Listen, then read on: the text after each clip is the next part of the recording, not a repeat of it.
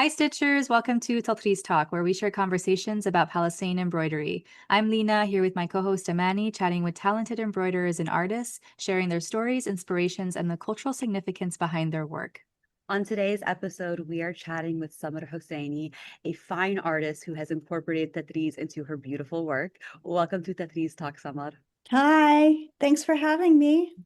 Oh, Thanks it's for such being a here. pleasure. Yeah, Samar, for our listeners, we got on a call, but like a couple months ago, maybe. And I knew like from that phone call, I was like, oh my God, we should have you on the Please Talk. So I'm so happy we were able to make it happen. Um, we always like to kick off, Samar, by asking our guests a little bit about you and your family's connection to Palestine. Would you mind sharing? Sure, absolutely. So my family is from the Husseini family, and we are in Jerusalem. So it's a pretty well-known family. I used to travel there every summer when I was young, so I have a very strong connection. I used to visit my grandmother and grandfather. Um, my they actually were forced to flee in 1948. They were living in West Jerusalem, and my grandfather, Dr. Isaac Husseini, he actually was a scholar, and he had a huge library of books. And he fled because of the war, and they were forced to Syria, then to Lebanon, and then they finally ended up in Egypt. And the children were unable to return, and that's my father, Dr. Hatem Husseini. And so he grew up outside of Jerusalem. He was 8 years old when they fled. And but my grandparents were able to finally return in 1970 because my grandfather being a scholar, he was uh, appreciated within the university um, arena. And he actually started the a university in Jerusalem. He worked with Hind El Husseini, who is also a relative of ours. I don't know if you're familiar with Hind. She was actually she founded the Dara Tifl orphanage and school in her home in Jerusalem in 1948, right after the massacre of Dar Yassin. So she opened her home up, and eventually she turned that into Dar Tifl orphanage. And my grandfather worked with her to found actually the Women's Art College at El Quds University, which is pretty awesome. And Yeah, then, that's yeah. amazing. Yeah. And then so my father was involved in politics pretty much all his life. He was here in the States, and my mother, she grew up in the West Bank in Jerusalem. And she came here, they were married, and she came here to the States because my father was teaching in Northampton uh, at Smith College up there. That's where I was born. And so he uh, ended up they moved to Washington, D.C., where he started the first PLO office. He worked with the Arab League. He was a very well-respected political activist and academic, and he really advocated for Palestinian self-determination. And he wrote in the New York Times. He wrote op-eds in the New York Times, the Washington Post. He was on, I don't know if you guys remember the McNeil Lehrer Hour. That was my generation. Mhm. But he was on, you can still find videos from him speaking about what was happening with Palestinians. And so a lot of his words really still, unfortunately, they resonate now with everything that's happening. But he finally was able to return to Palestine, and he became the president of the Jerusalem University there, but ended up passing away in 1994. So Wow. he is buried there, along with my grandfather and my grandmother. Yeah, so, and my mother, she's here with, she's actually, her story is really wonderful. You talk about women and, their role in making us stronger. And Mhm. she was one of, she actually, in relation to Auntie Hind Hosseini. She was my mother's great aunt, and she used to visit her in the school, and she used to tell me stories of how they would sit and listen to classical music and drink tea and really talk about the history of Palestinians and how important education is for Palestinians. And she ended up staying here with my father, and she became a private banker for Citibank, and so she really advocated for, education and promoting cultural exchange, and she did a lot of fundraising as well. She established the Union of Arab Women in the 70s, so she was also very active. But I think I get a lot of, from both parents, we get so Yeah. much strength and culture and heritage that it's just really amazing to see the resilience and the strength of our people. Yeah, you definitely, your family definitely has a beautiful history and foundation that you were able to spring from. I'm curious for your grandfather when he fled and then when he returned, was he ever able to recover any of his books? You mentioned he had a huge library. No, he wasn't. And actually, my grandmother, thanks for asking. My grandmother actually used to tell us that the books are actually in the university Mm, there, yeah, the Israeli university. So yeah, it's very interesting to see how, they talk about that the houses were taken, mm-hmm, mafrusha, everything inside, yeah, books, culture, heritage, photos, everything ready. yeah. And and then to go back and find out that even we're unable to get these remnants, these things that relate to our families, you can see them, they're there. We can touch them, but we can't retrieve them. It's heartbreaking. Yeah, no, I wholeheartedly agree. I've heard so many stories of people who've, you know, like you said, they take everything. They've taken their thobes, they've taken their books, they've taken their family pictures. Um, so it's just, I don't know. It's heartbreaking every time you hear about it. But I just I love the fact that this is your family's history and you have kind of like taken it. And we'll talk about how you've taken that into your artwork. But before we jump into that, let's also talk about your Tatreez journey. Obviously, you clearly grew up in a extremely Palestinian family. So, Tatreez, I'm assuming has always been a part of your life in some capacity. But when did you really start paying attention to Tatreez and gain like your own personal interest in Tatreez? So, my family here and, living here in the United States, we were more about politics. And you talk about like always the news was on television, the news was on the radio. Everywhere I went with my dad, we would have the news on the radio in the car. And it wasn't really, Tatreez wasn't really a part of my growing up here in the States, only when I used to visit my grandmother in Jerusalem.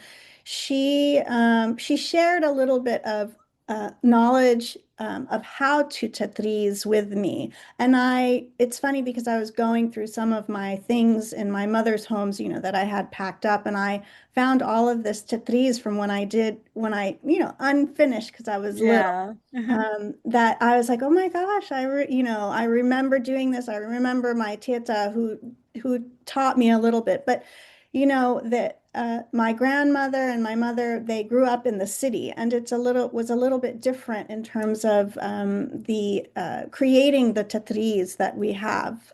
Most of our tatreez came from the support of women and purchasing the tatreez from them that was then passed on from my grandmother to my mother to me. And a lot of the pieces that I have, actually, the thobes, were created for my mother from Dar Tifel.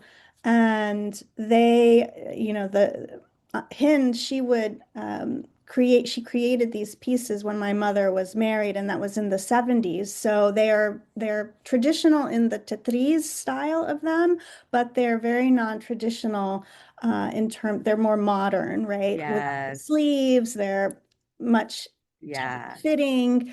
I I love the 70s style yeah. thobes. I have a 1970s like Gaza thobe. Obsessed. They're so good. They are, and and it's funny though because now, I'm older. I had two kids. I'm like a little bit more voluptuous, right? There is no way I could fit into those. But my daughter, who's 15, she wears them, and she wears them Oh, so proudly, and she's beautiful. just so happy to be able to show off her Palestinian heritage and culture. So, yeah, so I mean, that's really where I found my love of the Tatreez. And then it wasn't until, several years ago, maybe like probably 10 years ago, that I really started looking back into Tatreez and what it means and the symbolism of, where women are from, what their narrative of their story is in these dresses, even pillowcases, scarves, all of this. And I loved it so much. And when I came across all of these pieces, the thobes, the pillows, even pieces that I inherited from my grandmother, it was so dear to me. And so that's where I started thinking, oh, maybe I can try to start incorporating that into my art, try to start reinterpreting those designs, what they mean, really diving deep into the background of the motifs, and the colors, all of that represents it all represents where they come from. So it's really quite lovely, that narrative. That's beautiful. And I'm seeing the some of your pieces behind you. Amani, they're quite incredible as well. Yeah, I can tell. Um, so I'm curious, Samar, you mentioned that you got into it or incorporating it into your art several years ago. Do you remember kind of the first piece that you did that had Tatreez incorporated into it? Well, the very first piece I did, I actually have it right now. It's an abstract piece, and that piece I started incorporating always I incorporate motifs that I've inherited, right? So pieces, usually what I do is I take a photograph and then I do a transfer image so that it almost looks as though it's a remnant of the culture, of my history and narrative. And I also incorporate a lot of the writing that my father um, did when he was doing the op-eds for the New York Times and the Washington Post. So that's probably about 10 years ago when really started incorporating the idea and what it really meant to me about being a part, not just of my history, but of all of our history, and being so proud of sharing it. And I create these sculptural tubes that are all made out of a painting. And then I cut the canvas and then I create actual three-dimensional, so you can walk around these sculptural pieces, and they're filled inside with a special wire mesh to make them look as though there's someone inside of them, these Ooh. tubes. And they're really meant to honor all of our ancestors and all of these amazing, beautiful Palestinian women who have come before us, who are there with us, who are all of our sisters, who lift us up.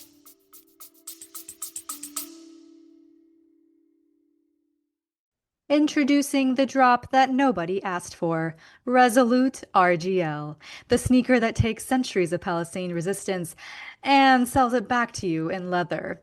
Co-founder Yossi Levin calls it empowerment. We call it exploitation. Same guy who once erased Palestinians from his projects in Haifa, now stitching Tatreez into a shoe to build his quote-unquote multi-million-dollar brand.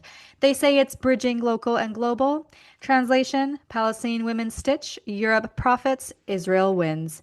Limited edition, unlimited hypocrisy. Don't buy the hype, boycott Resolute RGL. This anti ad was produced by Tatreez Talk. We stitch, we talk, we boycott. Yeah.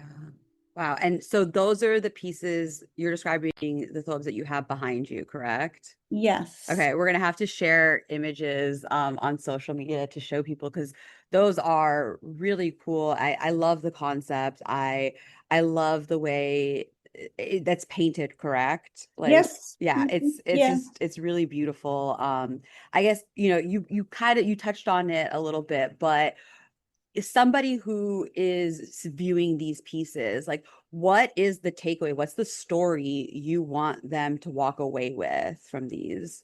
From the Thobe pieces, Yeah, yeah. you know, I mean, really, it really is for me about the positiveness of the Palestinian culture and heritage. And I want people to see these pieces as a lot of people don't even know about that our heritage and culture, and they're only just now learning about Tatreez, and people are getting interested. So these dresses were really meant to be about showing the positiveness of the culture and the heritage, and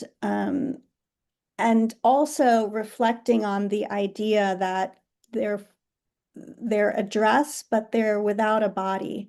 And what does that mean, right? What does it mean for us as Palestinians, for people on the outside who are seeing our culture and our heritage being annihilated, right? And so I really, the idea of preserving these pieces, not just the original ones, but also for myself as a Palestinian living in the diaspora, unable to really return and live in Palestine, I want to show through my painting and through these dresses this idea of what it means to be Palestinian living outside of Palestine. And so that's why a lot of the dresses are the colors are, for me, reminders of the land, visiting my grandmother and traveling. My mother's family is from Ancinia, which is right outside of Ramallah.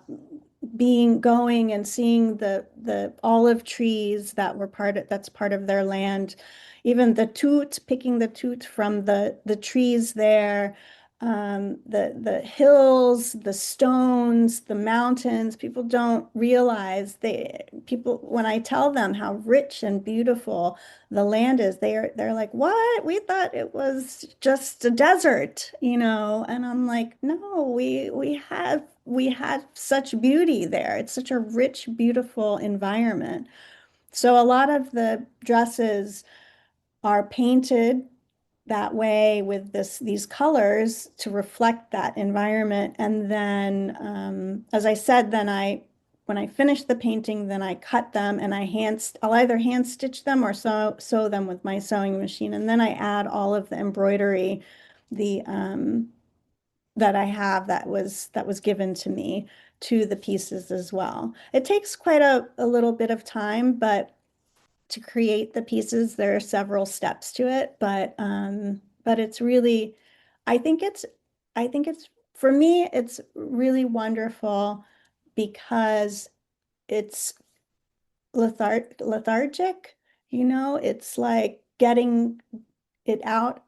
And the most beautiful thing is to see when people come and see these pieces and they're so, blown away by them and depending on where they come, even from the world. If they're Palestinian, they have a different reaction. If they're Irish, they have a different reaction. If they're American, and I really love that. And I love that then people will ask me questions. Where is it from? I've had people say to me, "What? Oh, wow, that's so cool. Is that Japanese?" Right? And, Mm, and because they think the shape is so similar to the Japanese dresses, right? mm, Lena and I have talked about this before. And there's that connection, right? That, what we wear connects us all throughout the whole world.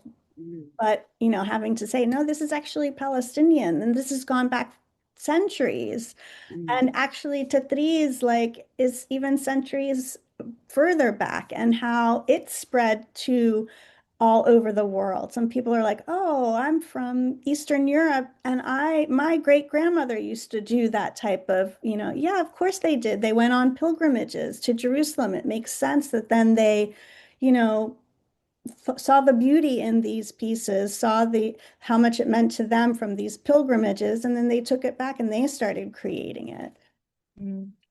Yeah, that is so powerful. And I love that. I love how you frame it as like the purpose of the thobes is to showcase that there is a body missing. Um, and like to me, the way I interpret that as someone who practices Tatreez is like I see a lot of even like in the Palestinian community, a lot of organizations that are doing fundraisers and they'll be doing like a raffle for a thobe. And it's like, yeah, but it's a beautiful piece. But like, who is the person who made it? Like, what Palestinian story are we missing because they're not present with that dress, even though the dress does hold a big part of their story? And so I think that's a really powerful way to kind of have those conversations of like, do you think about who could have worn this? Or the type of people who made this beauty and what their day to day looked like, and also love the reference to the land, and because people really don't know, they've never experienced it, and so they have no idea that there's so much beauty in Palestine. I'm curious about, and you kind of touched a little bit on it, but I'm curious if there are any like interactions that you had with people that really stood out to you. I know that the kimono comment came up, but perhaps like I don't know if there was anything else, and maybe also from like what is the experience like when someone goes to an exhibit of yours? Like do you do it in specific spaces? Is there like a forum where you can talk about your art and how you incorporate and like where that concept came from? I'm curious about just that entire experience. I mean, it is an interesting challenge to be Palestinian and presenting my work. It's always been, and it it does. You asked a question earlier. What the pieces represent, and I remember being a young child and talking to my mother about being Palestinian. And I said to her, Mom, I think I was like 6 or 7. And I said, oh, I see on TV these Palestinians, they're all terrorists, And she was so shocked. And she said, what are you talking about? No, Habibti, like Palestinians are not terrorists. And my father actually wrote an op-ed about it, speaking about the humanity of Palestinians. There's always something missing that, Palestinians are terrorists, and so for me, when I create these pieces of work, I approach it as like this feeling of uh, we're human, and I want it to go against the narrative of what is out there in the media, right? And I want people to approach me and to talk to me about uh, what they believe, and hopefully I will change their perspective. A lot of people, I have my exhibits usually in galleries, and a lot of people have come up to me and said things like, I've never met a Palestinian before. Wow, right? Um, I've had one woman came to my exhibit and she said to me, oh, I'm, a liberal Zionist. And after speaking to her, her coming back several times, she said to me, I never met a Palestinian, and I've started to realize that we're taught certain things. And she was so happy to be able to meet me and to be able to talk and to be able to understand the other side, the perspective. And she was like, I want, more people to know about this because they have no idea. They don't yeah. allow themselves that understanding. They don't want that, right? Because then Hmm. it will, you know, get them not to think about what they're actually doing, Yeah. which is really sad to me. But, I hope that my art can do that. That's for me what I love. People come up, they see the work, the idea is to get closer. What is that? Oh, is it like what Lena said, is it a Japanese dress? Oh, it's an abstract piece. Wait a second, what's that? Getting a little bit closer. What is that? Is that embroidery?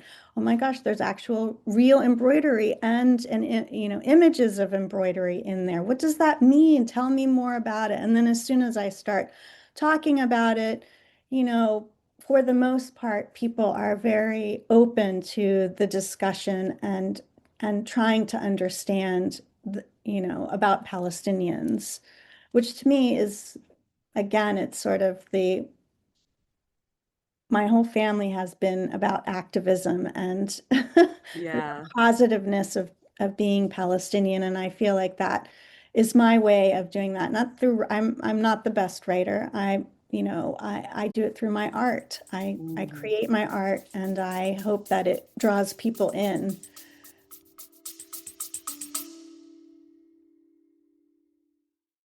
This season's hottest look, genocide. From the brand that brought you fast fashion comes fast track complicity.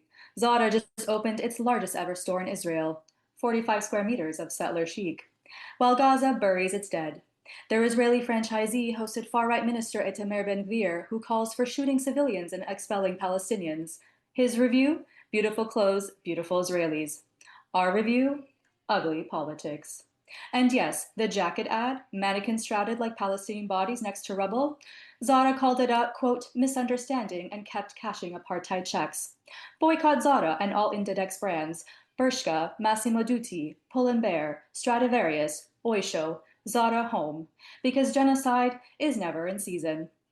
This anti-ad was produced by Tatreez Talk. We stitch, we talk, we boycott. Yeah. How, like in that kind of same vein, like how do you see your art playing? Like what role do you see your art in Palestinian liberation? I mean, I see it as a way of people thinking differently about Palestinians, right? That especially the idea of culture and our heritage and going, the narrative that is out there that there was no Palestine, there are no Palestinians. And I see it as a way of really making people understand that our culture and our history go back generations and generations. And through the embroidery, through the writing, through the history, I hope that people can see that in the work and come away with a really positive feeling of the beauty of it all. I hope that answered your question. Yeah, no, that's so powerful. I hopefully I can experience one of your exhibits one of these days, especially because we had talked about this before we started recording. We're not too far from each other, so there is a possibility potentially. Um, I guess what's next for your Tatreez journey? Do you have any other projects that you're working on right now? Do you have any exhibits coming up? We'd love to hear. So, my practice is always evolving, right? So I started painting. I started with painting. I'm an abstract painter. The idea of layering my culture and my heritage. And then I started going into these sculptural dresses and really exploring how to create these pieces. And now I've started working on freehand machine embroidery, which is it's sewing with a sewing machine onto water-soluble fabric, and then once the fabric dissolves, you're just left with the stitching. Oh, So the idea behind it was that I wanted to take Tatreez embroidery that I inherited, and I wanted to be able to create my own version of it as someone here in the United States, Palestinian, growing up, and what that meant to me. And so I discovered this freehand machine embroidery. And so I started creating these pieces, and I took the design of the embroidery and I translate it into my own narrative through this style of design. And then what I've been doing also is working on the art, tearing it apart, and then having the embroidery, this type of freehand machine embroidery, stitch the pieces back together again. So it's on multi levels. It's showing how our embroidery lifts us up, how it also can be transformed into something bigger, and it's also because I float the pieces um, on the in the frames, the shadow that it casts from these designs really for me represent our ancestors lifting us up Mm, and always being behind us, you know. mm. Yeah, that's beautiful. I love that. Okay, definitely need to see some visuals of that. It's really cool. I feel like I've seen what you're talking about, this like the freehand embroidery with the water soluble fabric, and it's very interesting. How do you typically like stumble upon these new mediums and these new kind of like experiments, I guess, that you're doing with your art? Well, I think it's just I'm constantly trying to learn new things and new techniques for my art, just really trying to push myself into, creating work that's also meaningful for me and but also is new and innovative. So when someone sees it, they're like, wow, like, that's really great. And what is the meaning behind it? And so I stumbled on the freehand sewing. There's an artist in Australia who her name is Meredith Woolow, and she does these beautiful um, sewing. Is she the one that does like it's like corals? Yes, she does the Yeah, they're corals. beautiful. So I stumbled upon her, and she's actually my teacher. So I took several courses Cool. with her, and then from that, then I started exploring my own way of creating the designs. And it's really like if you get really close to it, you'll see that it's not just the design of the Tatreez, it's also there's layers in between it as well. So Mm. I'll share that with you guys. Yes, It's please. very fun. It's a fun process. It takes quite a while, but it's very meditative, which is the same as Tatreez, is a very Hmm. meditative process of like just really sitting, thinking, mathematical, like with the sewing machine, the freehand sewing machine, everything has to be connected. Everything has to be touching because once the fabric dissolves, the stitching if it's not connected, will fall apart. Hmm. And, we know that with Tatreez, right, the stitching on the front has to be as clean as the stitching on the back. You have to have certain space, it's like it's all related to each other, which is really fun to see. Mm. Yeah. I love that. And this, I'm just like imagining also just on a human level, like we are all connected. Like all of our stories, we don't just like poof come out of nowhere. All of us are connected to each other, and that is a really powerful image that I'm having in my head. So thank you for sharing that. I'm curious also because you're doing a lot of like machine embroidery, and then you take photos of existing pieces, and then you also mentioned I think embroidery on the actual sculptures.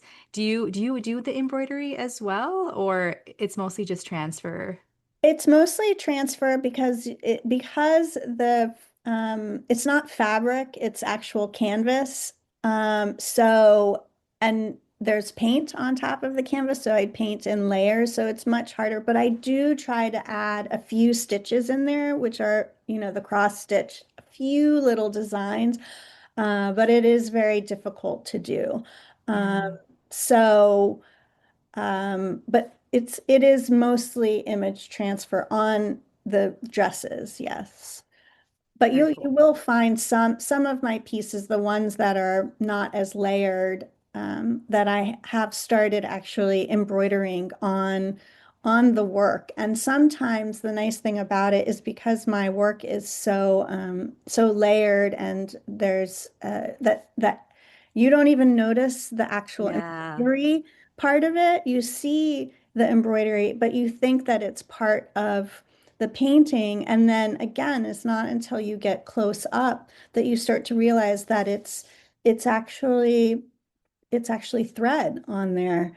And to me, that's like that is really what it is to be human, right? Is this idea that we see something from far away, we think it's interesting, and we get a little closer.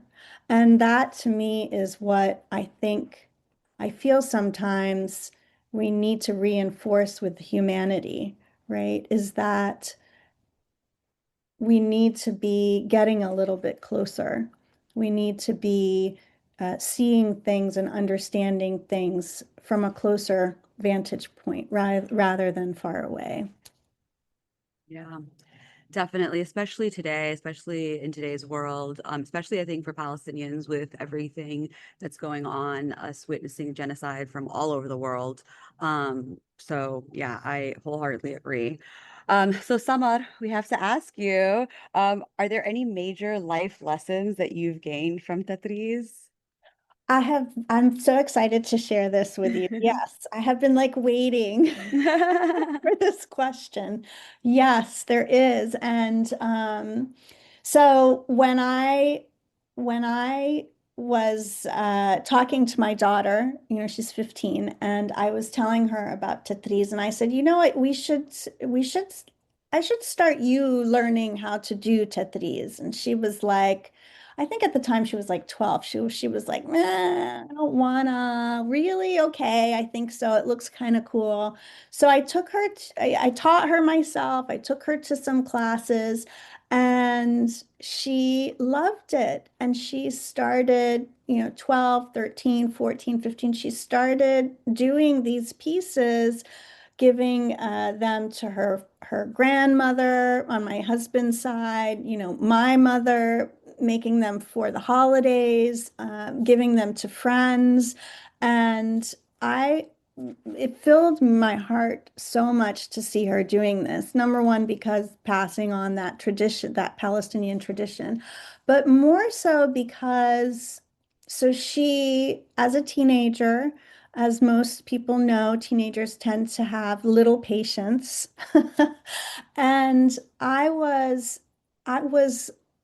like shocked to see that she actually gained more patience and more understanding of um, by doing the tatreez. She would make a Mhm. mistake. At the beginning, she would get frustrated and angry and throw it across the room. And I'd say to her, you know, take a moment, take a breath, look at your piece. Yes, you made a mistake, but that's okay. Mistakes are part of the process. And slowly over time, it gave her this beautiful calmness that she started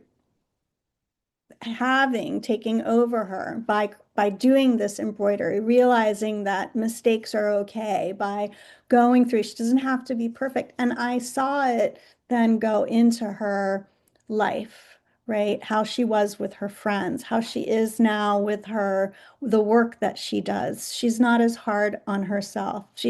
And I just, that to me was like the biggest, most wonderful life lesson of being able to pass on that Tatreez, because it it really truly is a learning experience, right? And Mhm. it gives us not only understanding of where we come from, understanding of how it's passed on, but also it gives us this calmness of of how to work, of how to create. And yeah, so that's I love Love it. that. Oh my goodness. Pro mom tip for any angsty teenagers. I love it. More reason to teach your daughters Tatreez. Oh, that's so beautiful, Samar. Thank you for sharing. I loved that life lesson. That's powerful. Before we let you go, where can everyone find you, follow along your work, and maybe know about the next exhibit that you might have? Yeah, so I have a website. It's www.summerdesigns.com. And then my Instagram, you can follow me on Instagram. That's where I mainly post all of my process or where I'm having my shows, exhibits, and that's Summer Designs and Art, which I'm sure you guys will be able to post as well. Yes. Yeah. But I have a lot of things going on right now. I'm working with Rutgers University. I'm working with uh, local galleries, local museums. There might be something in the works in Michigan. So Ooh, there's a lot of stuff that's happening in the next 2 years, which I'm really excited about. Can't amazing. wait You're to share keeping with you. busy. Yeah. Yeah, can't wait to see it. We need more Palestinian art in the world. So excited to see everything that you have coming along. But thank you so much for being here, Samad. We were really excited to be able to have this conversation. It was beautiful. And we really appreciate your time and your art. Thank you. I am so grateful for the two of you. I have been following you for a while, and I just want to say thank you both for doing this. I know it's a lot of work, and it's so important, especially right now, and to be able to show Palestinians in a positive light. And I'm really grateful to the both of you as well for doing this. Thank you. Thanks for having Thank you. Thank you.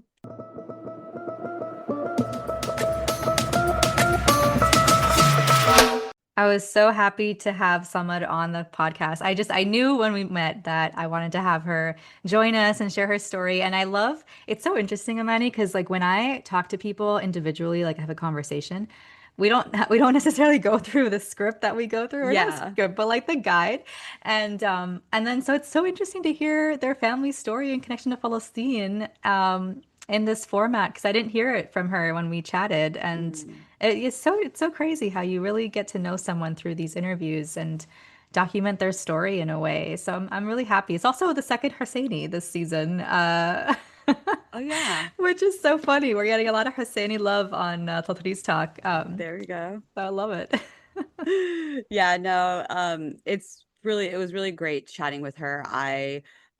One, her sharing her family's history, it was beautiful to hear. And you just you kind of see, I think, the importance of this like cultural preservation and like how it's been passed down through generations. Like she was talking, and we talked a little bit more after we recorded about her daughter and her daughter's own Tatreez journey that she was able to pass on to her, which is just, I don't know, it's just so beautiful. And it's like what we always talk about is like so important. It's the combination of preserving the culture and continuing the culture, you know, it's twofold. And we definitely could have continued talking forever. But really excited to see her work. She also told us she's going to send us like some videos that we'll share on social with people so you can actually see the process of her work. And I mean, just the way she described it is really cool. And I think this should also encourage people, yet again, if you're Palestinian, this is your art, this is your culture. So play with Tatreez, explore Tatreez, make it your own, and then show us what you do. Um, all right. Well, of course, thank you all for listening to Tatreez Talk. As always, we want to hear about your Tatreez journey. So share your stories with us at tatreeztalk@gmail.com, and we might have you on an upcoming episode. Do not forget to subscribe to the podcast on your favorite listening platform, and be sure to give us a 5-star review. You can follow me at Min Amani and Lena at Lena's Thobe, and follow the pod at Tatreez Talk. We'll talk to you soon.